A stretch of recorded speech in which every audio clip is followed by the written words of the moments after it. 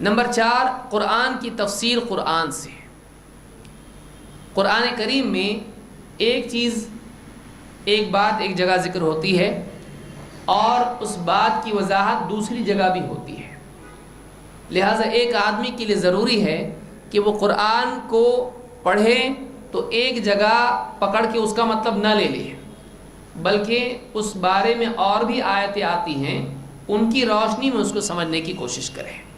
مثال کے طور پر قرآن کریم میں اللہ تعالیٰ نے فرمایا الذین آمنوا ولم یلبسوا ایمانہم بظلم اولئک لہم الامن وہم مہتدون، جو لوگ ایمان لائے اور انہوں نے اپنے ایمان میں ظلم کی ملاوٹ نہیں کی، انہوں نے اپنے ایمان میں ظلم کی ملاوٹ نہیں کی، انہی کے لیے امن ہے، اولئک لہم الامن وہم مہتدون، اور یہی ہدایت یافتہ ہے۔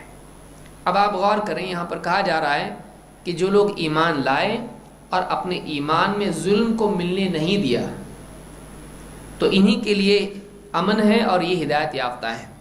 اب آدمی سوچے گا کہ اگر ایمان میں ظلم مل جائے آدمی ہدایت یافتہ نہیں اور اس کے لیے امن نہیں آخرت میں، نہ دنیا میں نہ آخرت میں۔ اس آیت کو سمجھایا اللہ کے نبی صلی اللہ علیہ وسلم نے۔ عبداللہ ابن مسعود رضی اللہ تعالیٰ کہتے ہیں لما نزلت الذین آمنوا ولم یلبسوا ایمانہم بظلم، جب یہ آیت نازل ہوئی قلنا یا رسول اللہ اینا لا یظلم نفسہ، اے اللہ کے رسول ہم میں سے کون ہے جس نے اپنے اوپر ظلم نہ کیا ہو، تو اب ہمارا کیا ہوگا؟ قال لیس کما تقولون، آپ نے کہا ایسا نہیں جیسا تم کہتے ہو۔ لم یلبسوا ایمانہم بظلم بشرک، کہا کہ ایمان میں ظلم کو ملنے نہیں دیا، کہتے ہیں کہ ظلم کا مطلب یہاں پر شرک ہے۔ آپ نے فرمایا اولم تسمعوا الی قول لقمان لابنہ، کیا تم نے نہیں سنا لقمان نے اپنے بیٹے سے کیا کہا تھا؟ یا بنی لا تشرک باللہ ان الشرک لظلم عظیم، کہا کہ اے بیٹے اللہ کے ساتھ شرک مت کرنا، شرک ظلم عظیم ہے۔ تو حضرت لقمان وہاں آیت میں بتا رہے ہیں شرک ظلم ہے۔ یہاں پر اللہ نے فرمایا ایمان میں ظلم نہیں ملنے دیا تو کامیاب ہوں گے، تو امن ملے گا، تو ہدایت پر ہیں۔ تو یہاں ظلم سے مراد کون سا؟ ایک آدمی کا دوسرے پہ ظلم کرنا، اپنے اوپر ظلم کرنا، یا کون سا ظلم ہے؟ تو اس لفظ ظلم کو یہاں پر جو اللہ نے بیان کیا ہے اس کی تفسیر کہاں پر ہے؟ دوسری جگہ پر ہے، اور وہ کہاں ہے؟ سورہ لقمان میں، کہ ان الشرک لظلم عظیم، شرک ظلم عظیم ہے۔ آپ صلی اللہ علیہ وسلم نے ایک آیت کو سمجھانے کے لیے دوسری آیت پڑھی ہے۔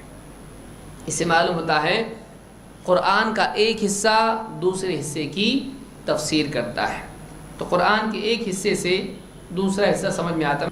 اللہ تعالیٰ نے قرآن کریم میں فرمایا وَإِذْ قُلْنَا لِلْمَلَائِكَةِ اسْجُدُوا لِآدَمَ فَسَجَدُوا إِلَّا إِبْلِيسَ، اور جب ہم نے فرشتوں کو حکم دیا کہ آدم کو سجدہ کرو تو سب سجدے میں چلے گئے سوائے ابلیس کے۔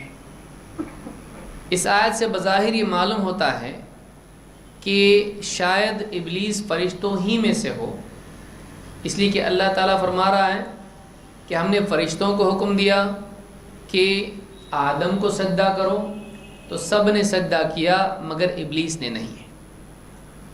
تو ظاہر میں لگتا ہے کہ شاید ابلیس فرشتوں میں سے ہو، اس لیے کہ اصل خطاب فرشتوں سے ہے اور انہی میں سے استثناء کے طور پر ابلیس کو بیان کیا جا رہا ہے۔